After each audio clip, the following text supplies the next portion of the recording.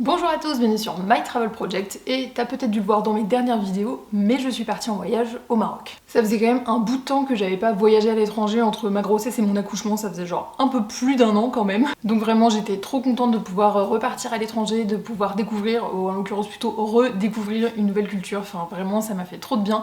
C'était aussi notre premier voyage en famille, donc c'était vraiment un voyage assez spécial pour moi, et vraiment j'étais trop contente de pouvoir juste revoyager à l'étranger et pouvoir aussi repartager tout ça, que ce soit sur Instagram ou sur YouTube. Mais bref, maintenant que je t'ai posté toutes les vidéos de préparation de ce voyage, mais aussi les vlogs, donc n'hésite pas à aller voir les vidéos précédentes parce que j'en ai posté au moins 4 sur le sujet. Il était donc maintenant temps de te faire une vidéo récapitulative de ce voyage au Maroc. Donc là maintenant je vais te parler de l'organisation, mais aussi du budget, des transports, des hébergements, mes bons conseils, mes visites préférées. T'as déjà dû voir ce genre de vidéo sur ma chaîne parce que j'essaye d'en faire à chaque fois que je visite un pays. Donc j'en ai fait déjà sur Singapour, l'Indonésie, la Malaisie, le Vietnam, mon voyage en Italie l'année dernière, enfin bref. Il y a quand même pas mal de vidéos de ce genre déjà que j'ai postées. Mais avant de commencer, je voulais remercier le partenaire de cette vidéo qui est Saily. Donc si tu ne connais pas Saily, c'est un service de eSIM qui te permet d'avoir accès à internet partout pendant que tu voyages à l'étranger, et en l'occurrence, ils proposent des eSIM dans plus de 160 pays différents et 8 régions du monde. Et justement, j'ai eu l'occasion de tester leur eSIM pendant mon voyage au Maroc, mais je t'en parlerai plus en détail un peu plus tard dans la vidéo. Donc je vais d'abord commencer cette vidéo en parlant du contexte de ce voyage. En effet, depuis plusieurs années, je voyage quand même soit en solo, soit en couple, soit avec des potes, toujours avec mon sac à dos sur le dos, plutôt en mode auberge de jeunesse, transports locaux, pas nécessairement le budget le moins cher possible, mais toujours en faisant quand même un peu attention à ce que je dépense. Voilà. Sauf que pour ce voyage au Maroc, c'était forcément bien différent vu que c'était notre premier voyage en famille. On est parti à 3 avec en l'occurrence un enfant, et même pas un enfant, je dirais même un bébé, parce que notre fils avait 9 mois au moment du voyage. Et en l'occurrence, vu qu'on partait avec notre bébé, on n'a pas trop fait logement en auberge de jeunesse, sac à dos, bus local, comme on avait pu le faire pendant notre voyage en Asie il y a 2 ans. Je ne dis pas que c'est impossible, mais c'est pas ce que nous, on souhaitait comme type de voyage pour notre premier voyage avec un bébé. Donc en termes de notre style de voyage pendant qu'on était au Maroc, on a quand même privilégié des logements un peu plus grands et donc un peu plus confortables. On n'a pas non plus utilisé les transports locaux pour se déplacer de ville en ville, notamment pour des questions de siège auto, mais ça je t'en ai parlé un peu plus en détail dans la vidéo où on organise ensemble mon voyage au Maroc. Enfin en gros, ce qu'il faut retenir, c'est que pendant ce voyage au Maroc, on a voyagé avec un peu plus de standing que ce qu'on fait d'habitude. Donc si toi aussi tu voudrais prévoir un prochain voyage au Maroc mais que tu as un budget un petit peu serré, je pense que cette vidéo n'est peut-être pas la plus pertinente pour toi, ou en tout cas pas la partie budget. Pour le reste, je pense que tu peux quand même en tirer des infos intéressantes, mais la partie budget va peut-être un peu moins te parler. Et donc on est parti au Maroc à 3 pendant une semaine au mois de novembre. Ensuite, passons à l'organisation de ce voyage. Donc pour le coup, j'avais quand même pas mal organisé ce voyage. Je pense que vu que c'était notre premier voyage avec un enfant, ça me rassurait aussi. Donc que ce soit les transports, les hébergements, j'avais tout réservé en avance. J'avais aussi quand même déjà noté pas mal de visites qu'on pouvait faire, des visites qui nous intéressaient, des points à voir, des lieux d'intérêt, histoire d'avoir quand même une petite idée de ce qu'on pouvait faire sur place. Et comme je te disais il y a quelques minutes, j'ai posté une vidéo sur ma chaîne il y a quelques semaines où justement je te parle de toute cette organisation en amont, où je te détaille beaucoup plus tout ce que j'ai fait, donc n'hésite pas à aller la voir, je te mettrai le lien dans l'écran et dans la barre d'infos. Mais juste en termes d'itinéraire, pour te faire un résumé, on a fait que 2 étapes pendant ce voyage, et je pense que c'était en une semaine largement suffisant. On est d'abord arrivé à Marrakech où on a passé 2 jours complets et 3 nuits. Ensuite on est parti à Essaouira où on a aussi passé 2 jours complets et même je dirais plus 2 jours et demi et 3 nuits. Et ensuite on est revenu à Marrakech juste pour une nuit qui était la veille en fait avant de repartir en France. Passons maintenant au transport et ceux qu'on a utilisés pendant notre voyage au Maroc. Donc on en a utilisé 3 et le premier c'était l'avion. On a donc pris la compagnie Transavia pour venir au Maroc et on est parti de l'aéroport de Rennes et on a atterri à Marrakech. C'était un vol direct, ça a duré 2h30, rien de spécial à dire. On a eu, je crois, 45 ou 50 minutes de retard au retour, mais en fait, le pilote a rattrapé son retard en vol. Donc finalement, on est arrivé à la bonne heure prévue à l'aéroport de Rennes. Ensuite, le deuxième moyen de transport qu'on a utilisé, c'est la voiture, parce qu'on a pris une voiture de location pour partir de Marrakech et aller jusqu'à Essaouira. En fait, à Essaouira, on avait pris un logement qui n'était pas dans la Médina, ni même dans la ville même d'Essaouira, mais à environ 15 minutes de trajet.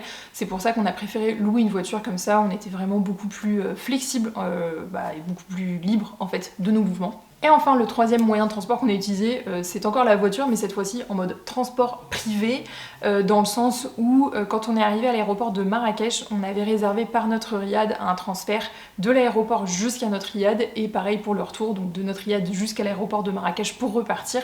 Donc c'était pas des taxis, mais c'était juste des transports privés. On n'a pas du tout utilisé de taxi quand on était à Marrakech, et non plus à Essaouira, mais à Essaouira on avait la voiture de location, donc ça faisait pas trop de sens de prendre des taxis.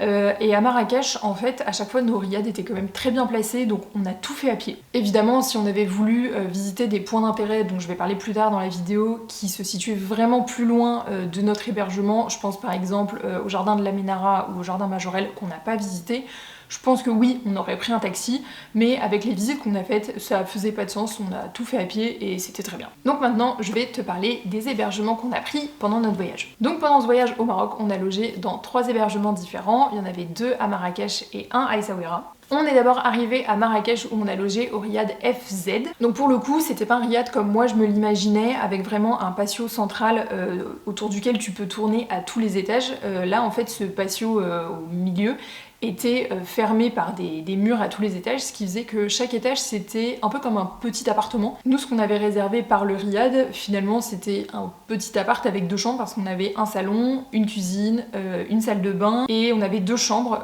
une avec 2 lits simples et une autre avec un lit double. C'était vraiment genre un petit appart quoi. Donc on n'avait pas accès directement au patio central, par contre on avait accès à la terrasse qui était sur le toit. Franchement le riad était très bien, ce qu'on avait réservé au sein du riad c'était parfait pour nous et notre fils, donc vraiment j'ai rien à redire. Les gérants en plus, donc Simo et Alice, sont adorables, enfin c'était trop bien. On a dîné directement au riad le premier soir, c'était un délice, ok, le petit déj pareil, enfin vraiment j'ai trop aimé. En plus le riad est super bien situé, on était à littéralement 5 minutes de la place Jemaa El Fna et donc de tous les souks à côté. En l'occurrence le riad il est situé dans le souk Laksour, et j'ai bien aimé cette partie de souk, enfin ce souk là quoi. Je trouvais qu'il était un peu moins anxiogène aux heures les plus bondées que d'autres souks de la Médina, et on était vraiment à côté de plein de points d'intérêt. Enfin je crois que le maximum qu'on ait marché c'est 15 minutes quoi pour aller à telle ou telle visite en fait. Le deuxième riad dans lequel on a logé à Marrakech, on n'y est resté qu'une nuit, c'était notre dernier soir avant de repartir en France, c'est le riad Taziri. Pour le coup il est situé de l'autre côté de la Médina parce qu'il était situé tout à l'est, et là pour le coup c'était vraiment beaucoup plus la définition du riad telle que moi je me l'imaginais, c'est-à-dire avec un patio central qui est ouvert sur tous les étages, où t'as vraiment vue jusqu'au rez-de-chaussée, peu importe l'étage auquel t'es. C'était tenu par une petite famille, c'était vraiment les parents avec leurs filles. Ils étaient adorables, vraiment mais des sucres. On a été accueillis avec le thé à la marocaine directement dans leur salon. Hyper sympa, même le premier riad aussi, ils étaient très serviables, et surtout pour les contacter, pour communiquer avec eux avant de venir, hyper simple. Enfin, vraiment j'ai adoré les 2 riads qu'on a fait à Marrakech, et je peux que te les recommander vraiment. Alors c'est sûr que le deuxième riad, donc le riad Taziri, on n'y était vraiment que pour une nuit. Normalement on avait le petit déjeuner compris, mais on partait trop tôt le matin, donc on n'a pas testé leur petit déjeuner. Mais en termes d'accueil, en termes de contact en fait, tout simplement avec les gérants, j'ai rien à dire, c'était vraiment trop bien. Et donc le logement qu'on a fait à Essaouira, c'était un gîte qui n'était pas tenu par des Marocains, c'est tenu par un Français et sa femme. Alors lui, je le sais, est de nationalité française, il est même breton, sa femme, je sais pas. Et le gîte était magnifique, enfin vraiment incroyable, situé en pleine campagne, à peu près 15 minutes de trajet d'Essaouira, avec une piscine, une cuisine et un salon commun. Franchement, je n'ai rien à dire sur le lieu en lui-même. On a eu des petits déjeuners qui changeaient tous les matins et qui étaient à chaque fois délicieux. Donc vraiment sur notre expérience dans le gîte, je n'ai absolument rien à dire, enfin c'était incroyable. Je dois dire par contre que notre arrivée et notre premier contact avec le propriétaire a été quelque peu déstabilisante. En fait, on est arrivé, le propriétaire nous a ouvert, il nous dit bonjour, enfin en premier contact, pas de soucis. Et dans les 5 minutes qui ont suivi notre arrivée, il nous a dit vous avez de la chance parce que normalement j'accepte plus les enfants ni les bébés quoi. Il nous a dit mais en l'occurrence là vous êtes les seuls à avoir réservé, donc en gros on vous accepte. Mais c'est aussi parce qu'on n'accepte plus les enfants depuis le mois de septembre et vous avez réservé au mois de mai. Donc déjà, mais dans les 5 minutes qui ont suivi notre arrivée, on s'est senti un peu mis sur la sellette, comme si on était en probation, qu'on n'avait pas le droit d'être là, mais qu'en gros ils nous toléraient quoi. sachant qu'il savait très bien qu'on avait un bébé parce que j'ai fait sur Booking une demande de lit bébé depuis le mois de mai. Et en fait, il nous a expliqué qu'il avait eu des mauvaises expériences avec des familles qui avaient eu soit des bébés, soit des enfants, où les enfants, ou les bébés d'ailleurs, criaient beaucoup, que ça avait fait pas mal de tapage, et que ça avait dérangé les autres clients. Ce que je conçois totalement. Sauf que, en fait, ce qui nous a un peu déstabilisés, et qui est pas très agréable comme sensation, c'est que en fait, on a eu directement l'impression qu'on n'avait pas le droit d'être là, mais juste qu'on était toléré sur place et qu'on devait un peu faire nos preuves du fait qu'on avait un bébé, alors qu'on avait encore rien fait de mal. Ça n'a pas été la plus agréable des sensations.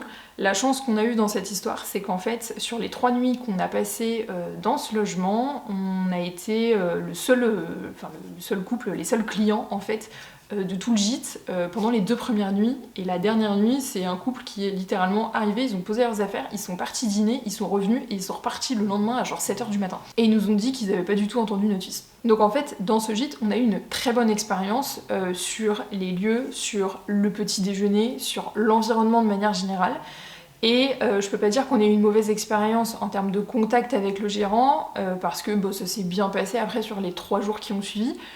Mais ça a quand même été quelque peu déstabilisant comme premier contact. Encore une fois, parce qu'on avait un peu l'impression d'être jugé et mis sur la sellette pour des expériences qui se sont passées avec d'autres personnes et avec d'autres enfants, et en l'occurrence pas le nôtre. Donc voilà, je recommande évidemment ce logement parce que c'était magnifique et qu'on a passé un super séjour là-bas, mais si on me demande est-ce que tu recommandes ce logement, je peux pas juste dire oui, je suis obligée de dire oui mais, parce que nous on a vécu cette expérience-là. Mis à part ça, j'ai trouvé ces 3 hébergements sur Booking, et en fait j'étais assez contente parce que j'ai quand même trouvé des hébergements qui sont tenus par des locaux. Je dis ça, mais celui à Essaouira, c'est pas un local techniquement qui le tient. Mais tu vois ce que je veux dire, dans le sens où c'était pas des hôtels de chaîne ou des hôtels qui sont tenus par des professionnels.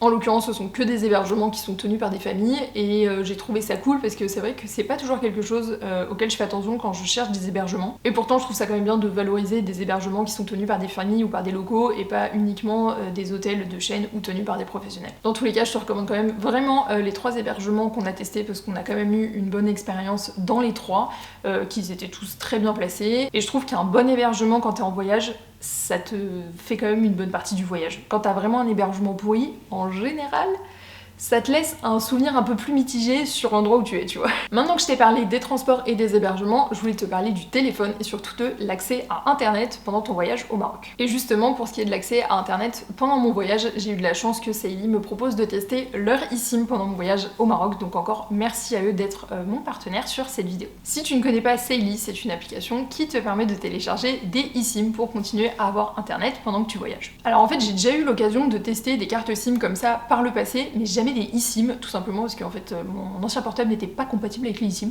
voilà. Donc là, c'était vraiment la bonne occasion de tester vu que je repartais en voyage à l'étranger. Et si t'as jamais eu l'occasion de tester des eSIM comme moi avant de partir au Maroc, tu vas voir, c'est super simple. Déjà, t'as juste à télécharger l'application Saily. Donc moi, quand j'ouvre l'application, j'ai ma eSIM du Maroc qui apparaît vu que je viens de rentrer de mon voyage au Maroc. Tu cliques sur ajouter une nouvelle eSIM et là tu peux parcourir toutes les destinations, donc tous les pays, mais aussi les régions du monde si tu pars par exemple pour un voyage dans plusieurs pays.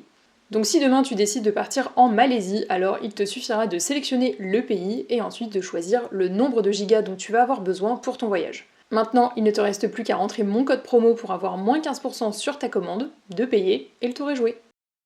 Alors déjà, ce que j'ai apprécié, c'est vraiment la praticité du système. T'as une application et tu peux acheter et gérer tous tes abonnements eSIM directement au même endroit. Donc plutôt pratique, surtout si tu pars par exemple pour plusieurs mois de voyage dans plusieurs destinations. Aussi, j'avais déjà activé mon abonnement avant de partir, ce qui fait que quand j'ai atterri à Marrakech, j'ai juste eu à rallumer mon portable et direct j'avais accès à internet. Et pour le coup, ça m'a bien servi parce que j'ai dû joindre par appel WhatsApp la personne qui venait nous chercher à l'aéroport. On s'en est aussi servi pour utiliser Waze pour notre trajet en voiture de Marrakech à Essaouira et aussi sur le retour évidemment d'Essaouira à Marrakech. Je m'en suis aussi servi pour mettre en ligne certaines de mes stories et pour passer le temps à l'aéroport au retour vu qu'on a eu 50 minutes de retard sur notre vol. Bref, je me suis vraiment rendu compte que la eSIM c'était la solution pratique et anti-charge mentale pour ne pas avoir par exemple à faire la file à l'aéroport quand t'arrives pour acheter ta carte SIM. On s'entend que faire la file pendant une demi-heure pile en sortant de ton vol alors que t'as juste envie d'arriver à ton hébergement pour avoir accès à internet, c'est pas en général le truc que t'as envie de faire, tu vois. Là au moins j'avais direct tout clé en main sur mon téléphone et c'était vachement pratique. Donc si t'as bientôt un voyage de prévu et que tu veux tester les eSIM de Sailly, tu peux scanner le QR code qui s'affiche dans l'écran ou regarder le lien dans la barre d'infos. Avec mon code 16, t'auras droit à 15% de réduction sur ta prochaine eSIM chez Sailly, donc n'hésite pas encore une fois à checker le lien dans la barre d'infos. Et encore merci à Sailly de m'avoir accompagnée sur cette vidéo. Maintenant, on va passer à mes visites préférées à Marrakech et Essaouira. Si tu n'es jamais parti au Maroc ou si tu es déjà parti au Maroc mais que t'as pas encore eu l'occasion de partir à Marrakech ou à Essaouira, qui sont donc les deux villes que j'ai visitées pendant mon voyage, sache qu'il y a pour moi des visites qui sont à faire. La première visite que je te conseille, ça serait à Marrakech et ça serait d'aller voir le minaret de la mosquée Koutoubia. Je trouve que le minaret de la Koutoubia est un des plus beaux monuments de Marrakech. C'est-à-dire qu'à chaque fois qu'on passait devant, je la prenais tout le temps en photo. Je crois que j'ai au moins une vingtaine de photos de ce minaret. Donc si t'as l'occasion, je te conseille vraiment de faire le tour du site, d'aller voir le minaret. Et tu peux même après te balader dans le parc qui est juste derrière, qui est le parc Lala Asna. C'est la première visite qu'on a faite à Marrakech et moi j'ai adoré. La deuxième visite que je te conseille aussi à Marrakech, qui a été une de mes visites préférées, c'est la visite de la médersa Ben Youssef. Donc c'est une école coranique. Les lieux sont absolument magnifiques. Par contre, il n'y a pas énormément de panneaux informatifs. Il y en a quelques-uns, mais si t'es vraiment intéressé par l'histoire, je te conseille de regarder si tu peux pas trouver un podcast sur le sujet ou tout simplement en faisant quelques recherches sur Google histoire d'en apprendre un peu plus sur l'histoire du lieu. Mais moi vraiment c'est une visite que j'ai adorée. Il y avait certes un petit peu de monde quand on y était, mais l'architecture et juste la beauté du lieu, mais vraiment je peux que te recommander quoi. Et après à Essaouira, il faut savoir qu'on n'a pas fait de visite payante. Il y avait un musée qui m'intéressait mais il est fermé à l'heure actuelle. Donc on n'a pas pu le faire. Mais de manière générale, juste te balader dans les rues de la Médina d'Essaouira, c'est vraiment une Médina qui est magnifique, qui est beaucoup plus calme et beaucoup plus relaxante que la Médina de Marrakech. S'il y a un lieu par contre devant lequel je te conseille de passer, ça serait l'horloge d'Essaouira. C'est vraiment une tour avec une horloge bleue qui est au niveau d'une des portes d'entrée de la Médina. Je trouvais le bâtiment très joli. Maintenant on va passer à la partie que tout le monde attend le plus en général dans ce genre de vidéo, c'est-à-dire le budget. Et donc pour 7 jours complets au Maroc pour 3 personnes, on a dépensé au total 1517,74 €. Si tu veux un peu le détail par poste de dépense, sache que pour les transports, on a dépensé 604,55 €. En termes de nourriture et boissons, on a dépensé 281,62 €. Les activités, ça nous a coûté un peu moins cher parce qu'on a dépensé que 37,89 €. Pour les logements, on a dépensé 55,90 €. Et dans la catégorie divers, qui pour moi est en général les cartes postales ou les souvenirs, on a dépensé 37,68 €. Ça fait donc un total par jour de 216,82 €, soit un total par jour et par personne de 72,27 €. Après, je sais pas si ce chiffre est le plus pertinent dans le sens où notre bébé par exemple ne dépensait pas pour les activités et il dépensait pas non plus pour la nourriture et les boissons. Dans le sens où genre il mange beaucoup mais il mange quand même pas autant que nous, mais ça permet d'avoir un ordre d'idée. Donc je suis allée regarder et sur le planificateur à contresens, le budget moyen par jour et par personne est estimé à 55 € au Maroc. Et en effet, je pense que si t'as un budget un peu plus serré que le mien, tu peux vraiment t'en sortir pour moins cher que ce que nous on a payé, tout simplement déjà parce que comme je le disais plus tôt dans la vidéo, on a pris des logements quand même un peu plus grands, un peu plus confortables vu qu'on était à 3 et qu'on voulait quelque chose qui soit pratique pour nous et notre fils. Par exemple, si on avait voyagé que à 2 sans notre fils, honnêtement, on n'aurait peut-être pas pris ces hébergements-là, ou en tout cas on aurait pris des chambres plus petites et un peu moins chères. Et bien sûr, si tu privilégies les transports locaux, je pense par exemple au fait de prendre le bus entre Marrakech et Essaouira au lieu de louer une voiture, ça te reviendra évidemment moins cher. Aussi, il faut savoir que dépendamment où tu vas au Maroc, ça va également te coûter plus ou moins cher et ça semble un peu logique. Par exemple, Marrakech, ça reste une ville très touristique au Maroc, donc la vie y est plus chère. Si tu vas dans d'autres coins qui sont un peu moins touristique, dans des villes peut-être un peu plus petites, nécessairement le coût de la vie sera un peu plus abordable. Donc comme je l'ai déjà dit, c'était notre premier voyage en famille et on n'avait pas vraiment d'objectif de budget parce qu'on savait pas à combien ça revenait de voyager avec un bébé. Je pensais honnêtement qu'on allait dépenser un peu plus que ça, donc je suis contente.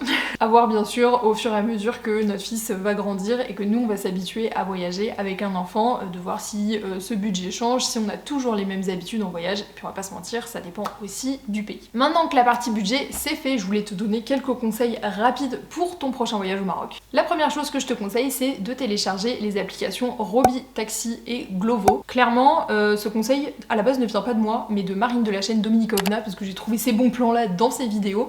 En l'occurrence j'avais téléchargé les deux applications, donc Robi Taxi et Glovo. Je me suis pas du tout servi de Robi finalement. Par contre, Glovo, on s'en est pas mal servi. Glovo, c'est simple, c'est le Uber Eats du Maroc. Voilà. Et nous, en l'occurrence, le soir, notre fils se couche quand même relativement tôt, donc on n'allait pas au resto le soir. Et quand on était dans des hébergements qui n'avaient pas de cuisine, on a commandé. Et pour le coup, le soir, ça nous a quand même bien facilité la tâche. Aussi, je te conseille de visiter les souks plutôt tôt le matin, pourquoi pas à l'ouverture des stands dans les souks. Comme ça, t'évites les heures les plus bondées, surtout à Marrakech où les rues des souks sont quand même relativement étroites. Et alors pour circuler entre les chariots à bagages, les gens, les scouts, compliqué parfois. Donc si tu veux éviter un peu cet amas de monde, essaye de visiter les souks un peu plus tôt le matin. Je te conseille également de prendre un pull et une veste parce que il peut faire quand même assez frais. Nous, il y a un matin, on s'est réveillé, je crois qu'il faisait 10 degrés. Et quand on est sorti pour se balader, on était bien content d'avoir le pull et la veste. Et même le soir, en fait, après le coucher du soleil, finalement la température retombe assez vite et dans ces cas-là, t'es quand même content d'avoir un pull. Et enfin, mon dernier conseil, c'est de ne pas croire Google Maps si tu dois aller d'un point A à un point B et que l'itinéraire de Google Maps te fait passer dans les souks. Toutes les rues ne sont pas indiquées. D'accord. Donc nous souvent, surtout à Marrakech, on a fait des détours dans les souks parce que on suivait en fait un peu bêtement, on va pas se mentir, le trajet qui était indiqué sur Google Maps, sauf qu'en fait le trajet qui t'indique il n'y a pas toutes les rues indiquées quoi, parfois c'est des petites ruelles, donc à la fin on essayait juste d'aller dans la direction vers laquelle on voulait aller en passant par les rues qui étaient devant nous. Et finalement c'était bien plus pratique. Donc voilà, c'est tout pour cette vidéo récapitulative de mon voyage au Maroc. Si tu prévois bientôt un voyage au Maroc, j'espère que tu auras trouvé quelques infos utiles qui pourront t'aider, ou peut-être que ça t'aura juste donné envie, toi aussi, de partir au Maroc. Encore une fois, n'hésite pas à checker la barre d'infos pour mon code de réduction sur les eSIM de Saily, histoire que tu aies accès à internet directement pendant ton prochain voyage. En tout cas, j'espère que ça t'aura plu, et nous on se retrouve bientôt dans une prochaine vidéo. Ciao!